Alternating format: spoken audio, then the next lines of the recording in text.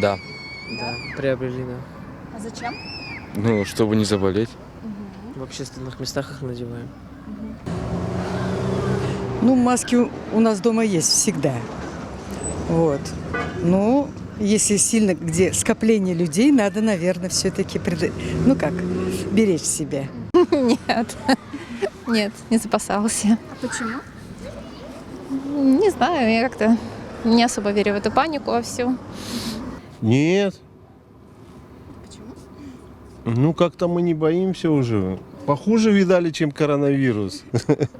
Если это суждено умереть человеку, он умрет. Нет у меня дома старенькие. Ну, правда, я не надеваю. Не купили, потому что масок нигде в аптеке нет. Как было сказано, что поставщики не закупают, и у них нет. Ну, я надеюсь, что, наверное, пройдет. Хотя неизвестно, что будет.